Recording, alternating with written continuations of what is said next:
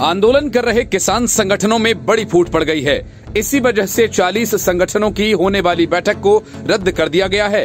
बैठक में किसानों की घर वापसी और एमएसपी पर चर्चा होनी थी, लेकिन किसान संगठनों के बीच तकरार इतनी बढ़ गई कि आखिर में बैठक को रद्द करना पड़ा। पंजाब के ज्यादातर संगठन आंदोलन खत्म करने के पक्ष में हैं, लेकिन राकेश टिकैत और कुछ संगठन आंदोलन को किसी न किसी बहाने चलाते रहने की वकालत कर रहे हैं। यही वजह है कि जब सरकार ने चर्चा करने के लिए 5 प्रतिनिधियों के नाम मांगे तो सवाल उस पर उठने शुरू हो गए। पंजाब के कई किसान संगठन आंदोलन की जीत के बाद धरना खत्म करने के पक्ष में हैं। वहीं कई किसान संगठन एमएसपी कानून और मुकदमों की वापसी समेत अन्य मांगों को लेकर धरना जारी रखना चाहते हैं। वापसी के पक्ष वाले आम सहमति बनाने की कवायद कर रहे हैं। रणनीतियों को अंतिम रूप देने के लिए किसान संगठन अहम बैठक कर रहे हैं। पंजाब के 32 संगठनों की कल हुई बैठक में आम सहमति बनी कि संसद से कृषि कानूनों की वापसी के साथ ही आंदोलन की जीत हो चुकी है। एमएसपी कानून बनने की प्रक्रिया में समय लगेगा, इसलिए सरकार को एक समय सीमा देकर वापस लौटना चाहिए। सूत्रों का कहना है कि 32 में से 20-22 संगठन वापसी चाहते हैं, जबकि करीब 8 से 10 संगठन बाकी मांगों को मनवाने तक रुकने के पक्ष में हैं। हालांकि पंजाब के जोगिंदर सिंह उग्राहा, सरवन सिंह पंढेर, हरियाणा के गुरनाम चडूनी जैसे बड़े किसान नेता धरना जारी रखने के पक्ष में हैं। इनके संगठन के किसान बड़ी संख्या में सिंघू बॉर्डर और टिकरी बॉर्डर पर बैठे हुए हैं। कृषि कानूनों का सबसे पहले विरोध पंजाब के किसानों ने ही किया था। उन्हीं के आह्वान पर पंजाब के साथ साथ हरियाणा के किसानों ने दिल्ली कूच किया था, जिसमें बाद में पश्चिमी उत्तर प्रदेश और उत्तराखंड के किसान भी शामिल हो गए। आंकड़े बताते हैं कि देश में एमएसपी पर सबसे ज्यादा खरीद पंजाब और हरियाणा में ही होती है, इसलिए उनकी एमएसपी को लेकर प्रमुख मांग नहीं थी। पंजाब के किसानों की प्राथमिकता 3 कृषि कानूनों की वापसी और पराली जलाने पर दंडनीय कार्रवाई न करना ही था। केंद्र सरकार दोनों ही मांगों को पूरा कर चुकी है। केंद्र सरकार ने एमएसपी से संबंधित मामले पर बात करने के लिए संयुक्त किसान मोर्चा के 5 प्रतिनिधियों के नाम मांगे। किसान नेता दर्शन पाल ने कहा कि 5 नामों को लेकर हमारे एक साथी के पास एक फोन आया था। सरकार ने एमएसपी से संबंधित मामले पर बात करने के लिए 5 प्रतिनिधियों के नाम मांगे हैं। हालांकि दर्शन पाल ने सरकार के काम करने के तरीके पर भी नाराजगी व्यक्त की। उन्होंने कहा कि सरकार का काम करने का तरीका बेहद गलत है। यदि सरकार को 5 नाम चाहिए तो एसकेएम को आधिकारिक पत्र लिख नाम मांगने चाहिए। पता नहीं सरकार ऐसा क्यों कर रही है। अभी हमारे पास एक फोन और आया कि हरियाणा के किसानों के ऊपर से मुकदमे हटाए जाएंगे। हरियाणा के मुख्यमंत्री ने बैठक बुलाई है। उन्होंने आगे बताया कि हम 5 लोगों के नामों को लेकर 4 दिसंबर को फैसला लेंगे। Report news of India. किसान आंदोलन के खत्म होने में एमएसपी का पेच फंसा है। हालांकि पंजाब, हरियाणा और पश्चिमी उत्तर प्रदेश के किसानों को एमएसपी कानून से ज्यादा मतलब नहीं, क्योंकि एमएसपी पर सबसे ज्यादा खरीद इन्हीं राज्यों और इलाकों में होती है। लेकिन आंदोलन चलाए रखने के लिए कुछ करते रहना है। यही वजह है कि एमएसपी पर कानून बनाने की मांग तेजी से की जा रही है। किसान आंदोलन के सबसे बड़े समर्थक रहे कैप्टन अमरिंदर सिंह ने भी इस मसले पर अपना रुख साफ किया। कैप्टन अमरिंदर सिंह का कहना है कि एमएसपी गारंटी कानून नहीं बनाया जा सकता। अमरिंदर सिंह ने ये कहा कि हर साल लागत बढ़ती ही जा रही है। कैप्टन अमरिंदर सिंह ने एमएसपी गारंटी कानून का समर्थन नहीं किया। कैप्टन अमरिंदर सिंह ने कहा कि न्यूनतम समर्थन मूल्य गारंटी कानून नहीं बनाया जा सकता है। इसे लागू करने का मतलब है कि आपको संसद में बिल पास करना होगा। ये इसे लागू करने का तरीका नहीं हो सकता है। कैप्टन अमरिंदर सिंह ने एमएसपी गारंटी कानून का समर्थन नहीं करने की वजह भी बताई। पूर्व सीएम ने कहा कि हर साल खेती पर लागत बढ़ती जा रही है, इसलिए न्यूनतम समर्थन मूल्य की गारंटी को लेकर इस तरह का कानून नहीं बनाया जा सकता है। कैप्टन अमरिंदर सिंह हालांकि इससे पहले किसानों की मांगों का समर्थन करते रहे हैं। एमएसपी पर कानून का विरोध क्षेत्रकारी संगठन के नेता अनिल घनवट भी कर चुके हैं और इस मामले पर वे राकेश टिकैत को बहस करने की भी चुनौती दे चुके हैं। हरियाणा के सीएम मनोहर लाल ने ये कहा था कि किसानों के सारे उत्पाद सरकार नहीं खरीद सकती, इसलिए एमएसपी पर कानून बनना संभव नहीं है। यही वजह है कि पीएम मोदी ने साफ तौर पर कहा कि किसान एमएसपी को पारदर्शी बनाने के लिए एक समिति बनाई जाएगी। ये माना जा रहा है इसी कमेटी के लिए सरकार की तरफ से आंदोलनकारी नेताओं में से 5 नाम मांगे गए हैं। इससे पहले हालांकि कैप्टन अमरिंदर सिंह 3 कृषि कानूनों के खिलाफ खुलकर बोलते रहे हैं। अमरिंदर सिंह ने केंद्र सरकार के 3 कृषि कानून वापस लेने के फैसले का स्वागत किया था। इतना ही नहीं, कैप्टन अमरिंदर सिंह 3 कृषि कानून वापस होने के बाद बीजेपी के साथ मिलकर विधानसभा चुनाव लड़ने का विकल्प भी तलाश रहे हैं। Report news of India. कृषि कानूनों की वापसी के ऐलान के तुरंत बाद कांग्रेस ने आंदोलन के दौरान मारे गए किसानों की बात की और मुआवजे की मांग। उसके बाद से राकेश टिकैत सहित सभी किसान नेता मारे गए किसानों के लिए मुआवजा करने की मांग करने लगे।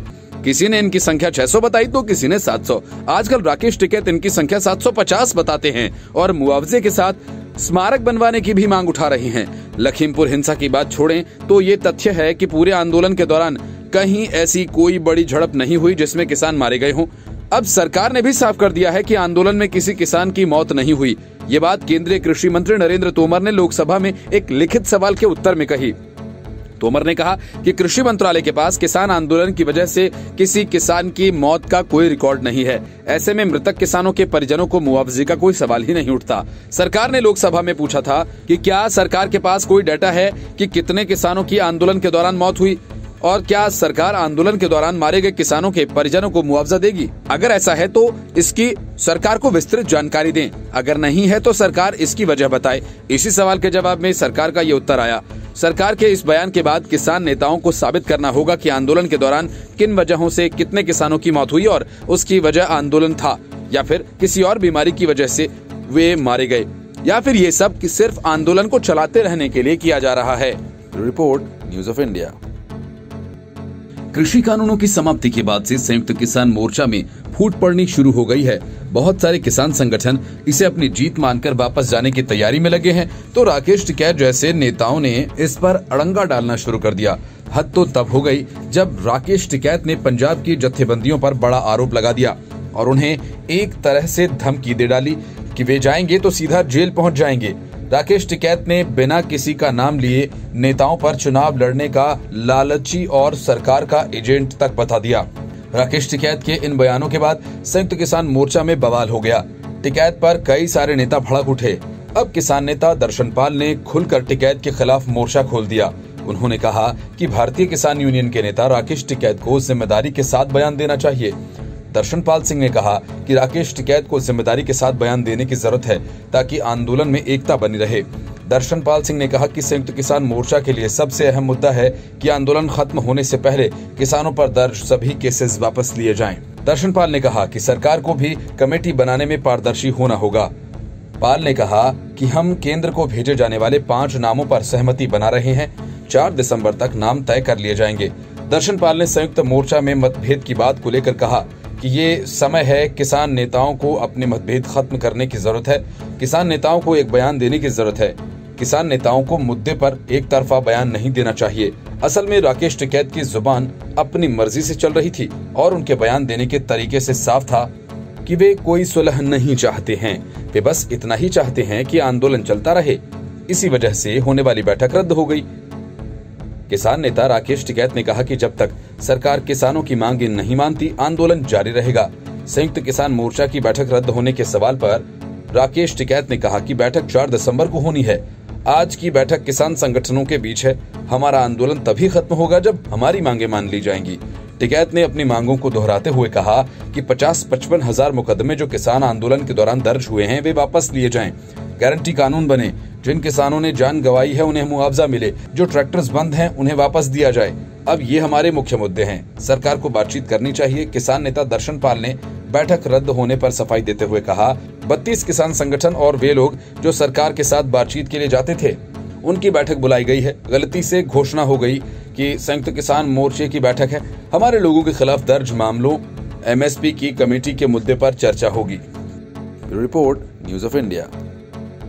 पंजाब के किसान संगठन आंदोलन को खत्म करना चाह रहे हैं और इसके लिए आम सहमति चाहते हैं, लेकिन टिकैत और चडूनी जैसे नेता ऐसा नहीं चाहते। अब जब इन नेताओं की मंशा पर सवाल उठने लगे हैं तो पंजाब किसान संगठनों के नेता कुलवंत सिंह सामने आए और उन्होंने जो कुछ कहा वह बात अब तक किसी किसान नेता ने नहीं कही। कुलवंत सिंह संधू ने कहा कि धरना प्रदर्शन खत्म होने के बाद किसान साझा मंच बनाकर पंजाब विधानसभा चुनाव में उतर सकते हैं। पहली बार में किसी किसान नेता ने चुनाव में उतरने की बात कही है। अगले साल की शुरुआत में पंजाब समेत 5 राज्यों में विधानसभा के चुनाव होने हैं। किसान नेता कुलवंत सिंह संधू ने कहा कि ज्यादातर किसान चाहते हैं कि धरना खत्म करके राज्यों में जाना चाहिए, वहां चुनाव लड़ना चाहिए, अपनी बाकी की मांगों को पूरा करने के लिए आवाज उठानी चाहिए। एक जगह बैठकर बीजेपी को हराया जाना संभव नहीं है। 5 राज्यों में हमें बीजेपी को हराना है। बीजेपी हार जाएगी तो बहुत सी मांगे हमारी पूरी हो जाएंगी। आंदोलन खत्म करने के सवाल पर कुलवंत सिंह संधू ने कहा, 4 दिसंबर को हमारी अहम बैठक है। अगर हमारी सहमति बन गई तो धरना खत्म हो जाएगा। चुनाव लड़ने की रणनीति पर धरना खत्म होने के बाद विचार किया जाएगा। सभी किसान संगठन मिलकर भी चुनाव लड़ सकते हैं। हालांकि गुरनाम सिंह चलूनी पहले ऐसे नेता हैं जिन्होंने पंजाब में चुनाव लड़ने की बात कही थी, लेकिन कुलवंत सिंह संधू ने जो बात कही उसका मकसद और मतलब अलग है। तीनों कृषि कानूनों को वापस लेने का विधेयक संसद में भी पारित हो गया है। 1 साल से चल रहे आंदोलन में अब किसानों के बीच आंदोलन खत्म करने को लेकर अलग अलग राय सामने आने लगी है। किसानों का एक धड़ा आंदोलन खत्म करने को लेकर अगुवाई कर रहा है, तो कुछ नेता अपनी अन्य मांगों पर आंदोलन को जारी रखना चाहते हैं। 4 दिसंबर को संयुक्त किसान मोर्चा की बैठक होगी। इसके बाद आगे की रणनीति पर फैसला लिया जाएगा। Report, news of India. Mamata Banerjee अपनी पार्टी को देशव्यापी बनाने के लिए लगातार काम कर रही है, जहां हर कदम पर उनका सामना कांग्रेस से होता है। महाराष्ट्र में ममता बनर्जी की बात तो बननी भी नहीं थी, क्योंकि ममता बनर्जी इसके पहले आदित्य ठाकरे, संजय राउत और एनसीपी प्रमुख शरद पवार से मिलती उसके पहले ही नवाब मलिक ने यह कहकर कचरा कर दिया कि देश में बिना कांग्रेस के कोई विकल्प नहीं बन सकता। कांग्रेस पर लगातार मजे कर रही ममता बनर्जी ने इस बार सीधे राहुल गांधी को अपने रडार पर लिया और कहा कि अगर कोई कुछ करता नहीं है, विदेश में रहता है तो कैसे चलेगा। उन्होंने कहा कि कोई व्यक्ति कुछ ना करे और सिर्फ विदेश में ही रहे तो काम कैसे चलेगा। ममता ने इशारों में कहा कि अगर आप फील्ड में नहीं रहेंगे तो बीजेपी आपको बोल्ड कर देगी, अगर आप फील्ड में रहेंगे तो बीजेपी हार जाएगी। ममता बनर्जी से जब यह पूछा गया कि आखिर आप कांग्रेस से क्यों लड़ रही हैं, तब उन्होंने जवाब दिया कि अगर कांग्रेस और लेफ्ट हमारे खिलाफ बंगाल में चुनाव लड़ सकते हैं तो हम भी उनके खिलाफ जा सकते हैं। उन्होंने कहा कि बीजेपी को हराने के लिए हमें यह लड़ाई लड़नी ही पड़ेगी। ममता ने कहा कि बंगाल बहुत ही शांतिप्रिय राज्य है, लेकिन यहाँ रोज एक वीडियो सर्कुलेट किए जाते हैं। उन्होंने यह भी कहा कि मैं ग्रास रूट लेवल से आती हूँ, जब तक जिंदा हैं तब तक लड़ते रहेंगे। ममता ने सिविल सोसाइटी के सदस्यों से बातचीत के दौरान कहा कि मैंने बहुत बार कांग्रेस को कहा कि एक एक्सपर्ट टीम बनाओ जो हमें गाइड करे, लेकिन कांग्रेस ने नहीं सुना। हम चाहते हैं कि पूरे हिंदुस्तान में आप सिविल सोसाइटी की एक कमेटी बनाओ और हमें बताओ कि क्या करना है। अगर किसी बेगुनाह को जेल में बंद किया है तो उसे बाहर निकालने की कोशिश करेंगे। हाल के दिनों में ऐसा देखा गया है कि ममता बनर्जी कांग्रेस के प्रति मुखर है। कांग्रेस के कई नेता टीएमसी में शामिल हुए हैं। मेघालय में 12 विधायक कांग्रेस छोड़कर टीएमसी में शामिल हो गए थे। इस समय टीएमसी गोवा में पहली बार जोर शोर से प्रचार में जुटी है। यहाँ बीजेपी सत्ता में है और कांग्रेस मुख्य विपक्षी है। ममता ने कहा कि हमारे बंगाल में सब अच्छा है, लेकिन हमें बाहर आना पड़ा। हमारे आने से प्रतिस्पर्धा बढ़ेगी। उन्होंने कहा कि सभी क्षेत्रीय पार्टी साथ आए तो बीजेपी को जाना होगा। इस दौरान उन्होंने बीजेपी हटाओ देश बचाओ का भी नारा दिया। ममता बनर्जी ने कहा कि हम महाराष्ट्र में नहीं आ रहे हैं, जहां भी रीजनल पार्टी अच्छा काम कर रही है वहां हम नहीं जाएंगे, अपने रीजनल साथियों का साथ देंगे। मुंबई में प्रबुद्ध लोगों से ममता बनर्जी की मुलाकात के दौरान कांग्रेस नेता शत्रुघ्न सिन्हा भी नजर आए। कार्यक्रम में फिल्म उद्योग से जुड़े जावेद अख्तर, महेश भट्ट, सामाजिक कार्यकर्ता मेघा पाटकर, सुधीर कुलकर्णी और एनसीपी नेता माजिद मेनन जैसे लोग शामिल थे। Bureau report, news of India. NCP पर कमेटी गठन करने और बाकी मुद्दों पर बात करने के लिए सरकार ने संयुक्त किसान मोर्चा से 5 नाम मांगे तो राकेश टिकैत को परेशानी होने लगी। उन्हें इस बात का डर सताने लगा कि कहीं सरकार मोर्चा में तोड़फोड़ ना कर दे। लेकिन सरकार की मंशा पर सवाल उठाने से पहले टिकैत को अपनी नीयत पर सवाल करने चाहिए, जो इस आंदोलन के बहाने अपने लिए किसी बड़ी भूमिका की तलाश में है। किसान नेता दर्शन पाल ने कहा कि किसान संगठन इस मामले में 4 दिसंबर को होने वाली बैठक में फैसला लेंगे। यह कदम ऐसे समय में सामने आया है जब एक दिन पहले ही संसद के दोनों सदनों में 3 विवादास्पद कृषि कानूनों को रद्द करने के लिए विधेयक पारित किया गया है। किसान इन कृषि कानूनों की वापसी की मांग को लेकर पिछले 1 साल से आंदोलनरत है।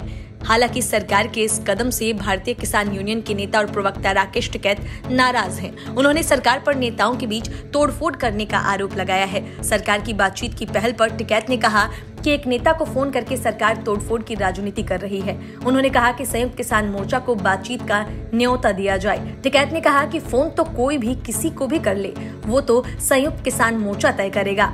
भाकियू प्रवक्ता ने कहा कि लिखित में बातचीत की जाए। जो 5 नाम मांगे जा रहे हैं उसके बारे में सरकार प्रेस के जरिए बयान दे। टिकैत ने कहा कि 5 नाम की बात तब होगी जब औपचारिक जानकारी होगी। किसान नेता दर्शन पाल ने कहा कि केंद्र ने उस समिति के गठन के लिए एसकेएम से 5 नाम मांगे हैं, जो कि फसलों के लिए एमएसपी के मुद्दों पर विचार विमर्श करेगी। हमने अभी नामों को लेकर फैसला नहीं किया है।